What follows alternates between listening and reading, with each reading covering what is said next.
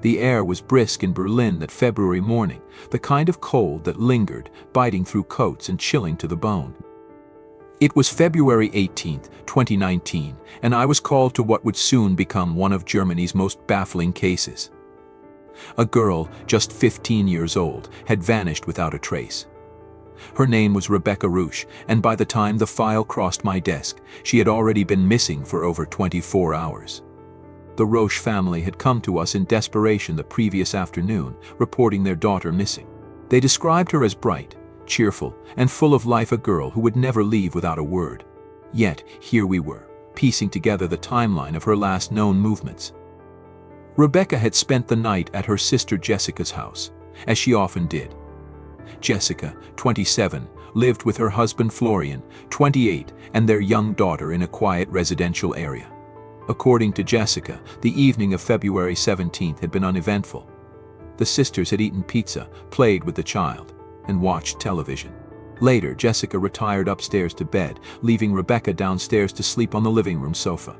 Florian, we were told, had returned from a party in the early hours, around 5:45 a.m.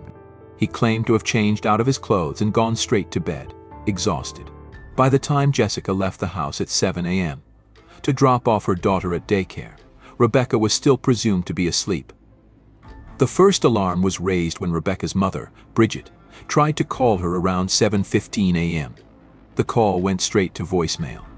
Assuming Rebecca's phone was either dead or switched off, Bridget called Jessica, who reassured her that Rebecca's classes didn't start until later that morning. She promised to check in on Rebecca when she could. At 8:25 a.m., Bridget tried calling again. This time, still no answer. Panic set in. Jessica, now at work, called her husband Florian to ask him to check on Rebecca. Florian claimed he went downstairs, but Rebecca was gone. He assumed she had left for school, as planned. When Brigitte called Rebecca's school later that morning, the news hit like a thunderclap. Rebecca had not arrived for class. Her teachers, familiar with her punctuality and dedication, contacted the family to report her absence. It was then that Brigitte and her husband, Bernd, rushed to the police. By the time I reviewed the case, the situation was growing critical. Rebecca's last confirmed communication had been a Snapchat photo of a friend between 7 and 7:46 a.m. The photo was time-stamped by the recipient at 8:15 a.m., but its automatic deletion meant we couldn't analyze the image itself.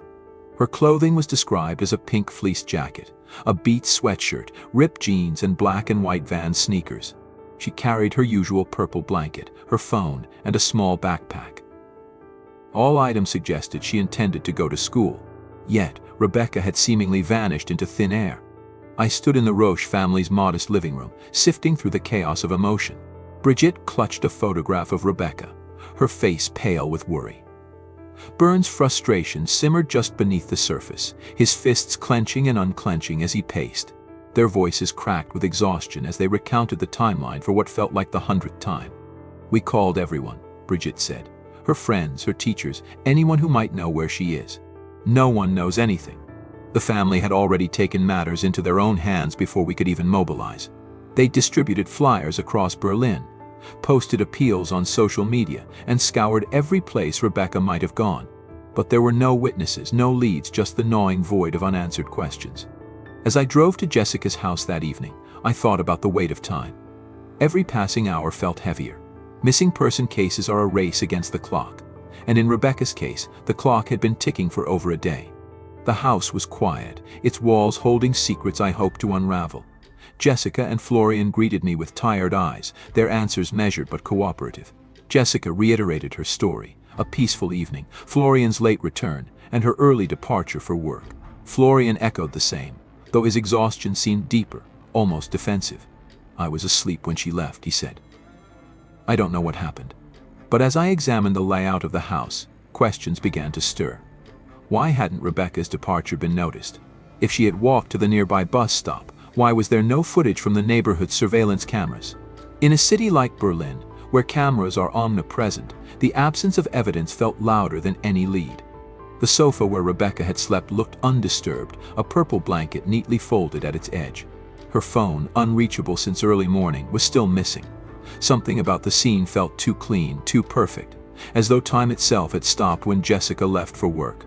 By the time I returned to the station that night, the weight of the case pressed heavily on my shoulders. Rebecca was out there somewhere. Whether by choice, force, or fate, she had disappeared into the ether, leaving behind a trail of questions that demanded answers. What had happened in those early morning hours? What secrets did this family hold? And most importantly, where was Rebecca Reusch? The search for answers was only just beginning. The investigation into Rebecca Reusch's disappearance demanded precision, every second accounted for in an effort to piece together her final movements. The first step was to revisit the timeline with her family, ensuring no detail was overlooked. Rebecca had been dropped off at her sister Jessica's house on the evening of February 17th. Her parents, Brigitte and Bernd, allowed her to stay the night with the promise that she would attend school the next day. By all accounts, the evening had been uneventful. Jessica prepared dinner, and the two sisters spent time together before going to bed. Jessica retired upstairs with her young daughter, while Rebecca opted to sleep on the living room sofa. Florian, Jessica's husband, returned home at approximately 5:45 a.m. after attending a party. He later told investigators that he changed out of his clothes and went straight to bed, tired from the night's festivities.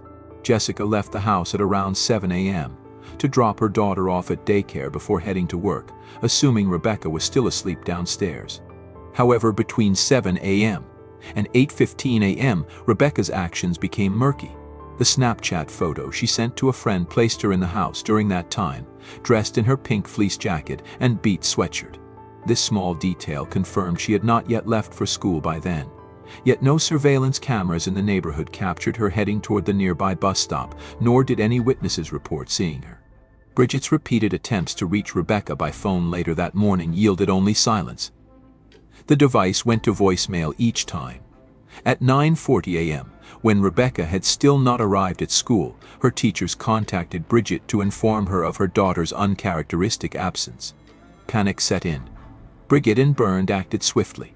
They visited Rebecca's school and searched the surrounding area, hoping to spot a familiar figure or hear news from her classmates. Their search extended to shopping centers Rebecca frequented and nearby parks. By the evening, their calls to friends, extended family, and anyone who might know Rebecca's whereabouts yielded nothing but mounting dread. It was as if Rebecca had vanished into thin air. When they arrived at the police station to report her missing, frustration began to mount. The officers on duty explained the standard protocol. They could not begin a formal search until Rebecca had been missing for 24 hours. This policy, while intended to weed out cases of voluntary absence, often delayed crucial early efforts in cases like Rebecca's. Unable to rely on immediate police action, the family mobilized their own efforts. They distributed flyers, detailed her physical appearance, and shared photos on social media. One image in particular, heavily filtered and featuring Rebecca with makeup, was circulated by the authorities, sparking criticism from the family. They argued it portrayed her as older than her 15 years, potentially hampering recognition. By the following day, February 19th, the case had officially been opened, and the Berlin police began their initial search efforts. They canvassed the neighborhood, spoke to nearby residents, and examined potential routes Rebecca might have taken to school. Still, no clear evidence emerged. Surveillance footage from the area provided little insight.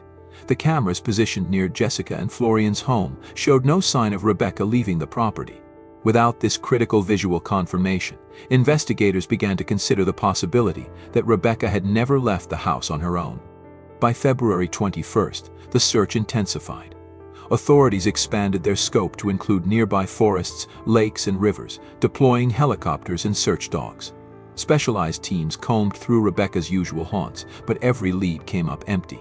The absence of evidence left investigators grappling with a troubling question: was Rebecca a runaway, or had something far more sinister occurred? The family adamantly dismissed the notion that Rebecca had run away.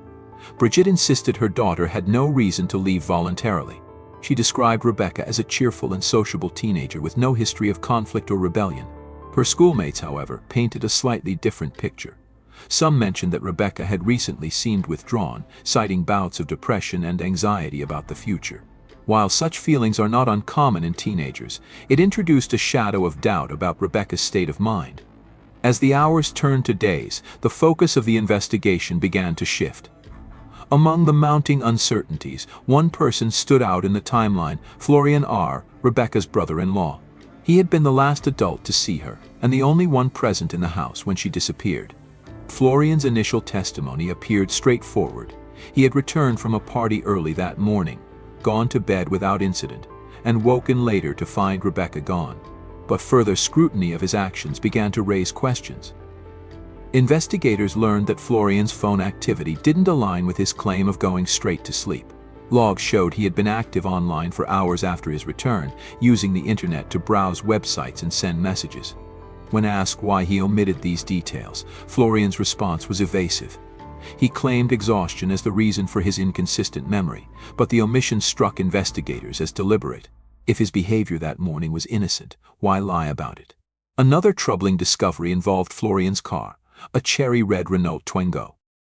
Surveillance footage captured the vehicle traveling along the A12 highway toward Poland on the morning of February 18th, just hours after Rebecca was last seen. The car made a similar trip the following night, further deepening suspicions. Florian's explanation for these trips was vague at best. He initially denied leaving the house but later admitted to traveling to Poland for personal reasons. When pressed, he claimed the trips were related to minor drug transactions, an admission that added another layer of complexity to the case. Despite these red flags, Florian's wife Jessica and the rest of the Reusch family stood by him. They dismissed the allegations, insisting Florian would never harm Rebecca. Jessica described her husband as a devoted father and loving husband, incapable of the actions implied by the investigation. Her unwavering defense only fueled the public divide over Florian's guilt or innocence. As the days stretched into weeks, the pressure mounted. The media seized on every detail, turning Rebecca's disappearance into a national spectacle. Public opinion fractured, with some pointing to Florian as the likely perpetrator, while others argued the evidence against him was purely circumstantial. Amid the growing scrutiny, one fact remained painfully clear: Rebecca was still missing, and the answers to her fate were as elusive as ever. By late February 2019, Rebecca Reusch's disappearance had escalated into a criminal investigation. With no evidence of her leaving her sister Jessica's house, attention turned toward Florian, her brother-in-law, as the prime suspect. Florian had been the last known person in the house with Rebecca before she vanished, and inconsistencies in his statements only deepened suspicions. Florian claimed he returned from a party at 5:45 a.m., changed clothes, and went straight to bed. Yet phone records revealed he was active online for hours, a detail he initially failed to mention. When asked, Florian attributed his omission to exhaustion, but his lack of transparency raised doubts about his credibility. More alarming was evidence involving Florian's car, a cherry red Renault Twingo. Surveillance footage showed the vehicle on the A12 highway toward Poland twice, once on the morning Rebecca vanished, and again the following night. Florian admitted to making these trips but claimed they were related to drug dealings. Investigators were skeptical, suspecting the highway trips were tied to Rebecca's disappearance. Authorities thoroughly searched Jessica and Florian's home, as well as the Renault Twingo. They found fibers from Rebecca's purple blanket and strands of her hair inside the car. To the police, this supported the theory that Rebecca had been transported in the vehicle. However, Rebecca's family dismissed this, explaining that she often rode in the car with her sister Jessica. Florian was arrested on February 28 but released the following day due to insufficient evidence. He was arrested again on March 4 when investigators highlighted the timing of his trips to Poland and his inconsistent accounts. However, without concrete proof linking him to Rebecca's disappearance, he was released once more. During this time, searches for Rebecca intensified. Police scoured forests, rivers, and areas along the A12 highway, deploying helicopters, dogs, and ground teams. Despite extensive efforts, no trace of Rebecca was found. Investigators also pursued other leads, including a boy named Max, with whom Rebecca had allegedly planned to meet. However, police determined they had not been in contact for months, and Max was cleared of suspicion. As weeks passed, tensions grew between the police and Rebecca's family. The family criticized the focus on Florian and accused authorities of mishandling the investigation. Media coverage of the case heightened public interest but also divided opinion. While some believed Florian was guilty, others argued the evidence against him was circumstantial. By mid-March, the case had reached a standstill. Despite mounting suspicions and extensive searches, no definitive answers emerged. Rebecca's fate remained a mystery, leaving investigators and her family grasping for the truth. The evidence wasn't adding up, and the weight of unspoken truths hung heavily over the case. As the investigation pressed forward, every path seemed to lead to Florian, Rebecca's brother-in-law. My colleagues and I were determined to unravel the enigma surrounding his actions on the day Rebecca vanished. The facts we uncovered painted a troubling picture, yet they fell short of delivering the answers we desperately needed. Florian's account of that morning was carefully laid out but riddled with gaps. He insisted that after arriving home at 5:45 a.m., he had gone directly to bed, exhausted from the previous night's party. Yet his digital footprint contradicted him. Phone records showed hours of activity, messages sent, websites visited, and signs of someone far from asleep. When confronted, his explanations were vague, almost dismissive, as though the details didn't matter. But to us, every detail mattered. Then there were the trips to Poland. Surveillance cameras captured his cherry red Renault Twingo on the A12 highway twice, once on the morning Rebecca disappeared and again the following night. Both trips were shrouded in ambiguity. Florian later admitted to traveling to Poland for drug-related dealings, a confession that only complicated his situation further. His family stood by him, explaining away the trips and insisting they had no connection to Rebecca's disappearance. But the timing couldn't be ignored. Why drive that far on those days under these circumstances? We knew that Rebecca's fibers and hair were found in the car, though the family explained it as innocent, given her frequent rides with her sister Jessica. Still, it felt like a piece of a larger, hidden puzzle. Our theory began to take shape. Florian, left alone in the house after Jessica left for work, may have had a confrontation with Rebecca. Something had gone wrong, something he couldn't undo. If that were the case, he could have used his trips to Poland to conceal his actions. But without definitive proof, it remained conjecture. Beyond Florian, other shadows loomed. Rebecca was a teenager with an active presence online. Messages to a boy named Max surfaced during the investigation. Initially, it seemed plausible that she had planned to meet him on the day she disappeared. Her parents even suspected he could be an adult posing as a teenager, preying on her trust. Yet when we tracked him down, the truth unraveled that lead. Max hadn't been in contact with Rebecca for months, corroborated by digital records. Another dead end. Public sightings gave brief flickers of hope, but none could be verified. A bus stop here, a city street there, each tip sent us scrambling, only to find ourselves circling back to the same unanswered questions. Witness statements became muddled, unreliable, a reflection of the city's growing fixation on Rebecca's fate. The theories didn't stop there. A fascination with Beats, her favorite K-pop band, led some to speculate that Rebecca had impulsively fled to South Korea to meet her idols. The idea felt far-fetched. How could a 15-year-old with no money, no passport, orchestrate such a journey? But desperation drives people to consider even the most improbable scenarios. The possibility of human trafficking haunted my thoughts. Berlin is a hub, a sprawling city where people can slip through unnoticed. Could someone have exploited Rebecca's youth, lured her into danger? There were no signs, no clues to substantiate it, but it lingered as an unsettling possibility. The Reusch family's unwavering defense of Florian added another layer of complexity. Despite the evidence stacked against him, they refused to believe he could have hurt Rebecca. To them, he was a devoted husband and father, incapable of such darkness. Their loyalty raised eyebrows among the public, fueling a divide between those who believed Florian guilty and those who saw him as a scapegoat. For us, it made the investigation even more delicate. How do you navigate a case when the suspect's own family blocks every door? Every step forward was met with resistance, missing evidence, vague leads, and the haunting absence of Rebecca herself. It felt as though the answers were just out of reach, buried beneath layers of doubt and deception. And yet we pressed on, knowing that every unanswered question was a chance to uncover the truth. Theories swirled, but none could close the growing void left by Rebecca's disappearance. The family's defense, the public's speculation, and Florian's evasiveness all painted different pictures of what might have happened. Somewhere, amid the chaos of speculation and fractured narratives, the truth was waiting. We just had to find it. As days turned to weeks and then months, Rebecca Reusch's disappearance became a chilling enigma, one of Germany's most puzzling cases. The truth remained elusive, obscured by a web of theories, suspicions, and a glaring lack of evidence. For every lead we followed, There were more questions than answers, and the weight of uncertainty was as oppressive as the silence left behind. The Reusch family clung to hope, refusing to entertain the idea that Rebecca might be gone forever. Brigitte and Bernd spoke of their unwavering belief that she was still alive, waiting to be found. Their conviction was as much a source of strength as it was a barrier, particularly when it came to Florian.